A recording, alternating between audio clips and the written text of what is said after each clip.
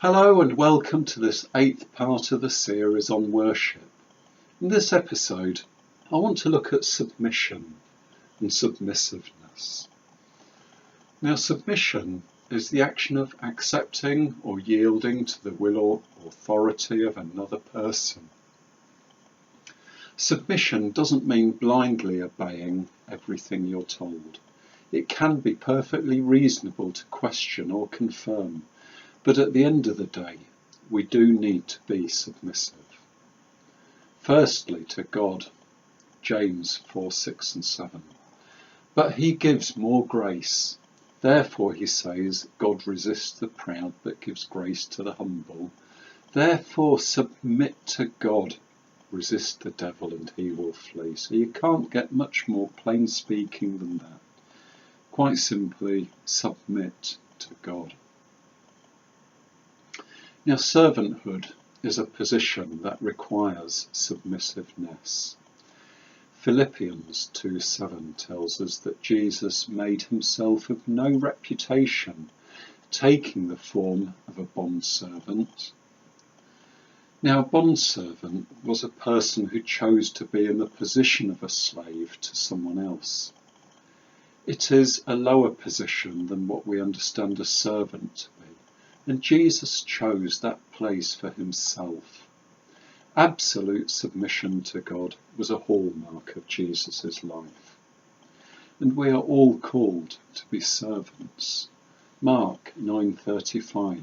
And he sat down, Jesus that is, called the 12 and said to them, If anyone desires to be first, he shall be last of all, and servant of all. And Matthew 23:11, but he who is greatest among you shall be your servant.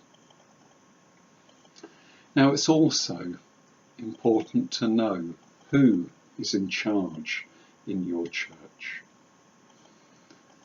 Hebrews 13:17, obey those who rule over you and be submissive, for they watch out for your souls as those who must give account. Let them do so with joy and not with grief, for that would be unprofitable for you. So the hierarchy of authorities varies from church to church, but often there will be a pastor, vicar, or some other title. And it is to them that all other people in that church should submit to. Now, under them are usually elders, core leaders, deacons, or some other title. And your job is to be obedient to these people. If you come along with any personal agenda, please leave it at the door when you enter the church building. And under those leaders, there may well be people like a music director, sometimes misnamed as worship leader. There could be youth pastor, children's pastor, secretary, treasurer, and so on. And if we are to do things right, then we need to know something of the church structure so that we know our place.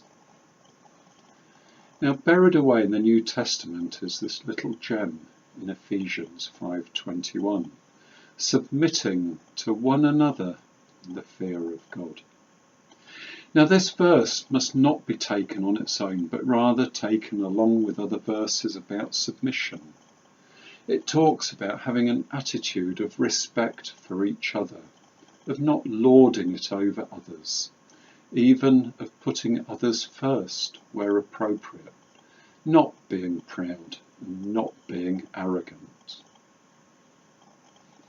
Now, I want to look at what the opposite is of submission, and it's defiance or rebellion. Very simply, don't go there. It may make you feel good, but it will ultimately be destructive to you. You will be outside of the will of God, and you will be opening yourselves up to unprotected enemy attack. To see this in action, just read the stories in the Bible of the times when the Israelites defied their leaders or rebelled against God. For example, during the Exodus, in the book of Judges, Kings and Chronicles. God speaking through the prophet Samuel in 1 Samuel 15:23, gives us God's take on rebellion. For rebellion is as the sin of witchcraft. God uses very strong language to describe his hatred of witchcraft. And so we can apply that strong language to rebellion. He uses words things like, it is an abomination, it is detestable. Amos 5:21-23. I despise your feast days, and I do not savour your sacred assemblies. Though you offer me burnt offerings and your grain offerings, I will not accept them, nor will I regard your fattened peace offerings. Take away from me the noise of your songs, for I will not hear the melody of your stringed instruments.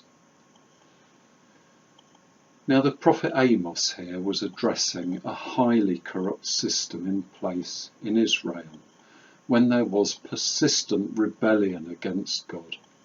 And the result of that rebellion was that God departed from Israel and things went from bad to very, very bad for Israel, such that eventually they were deported.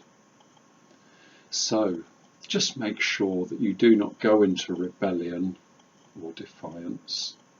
God will win and you won't. So thank you for that. Thank you for watching. Goodbye.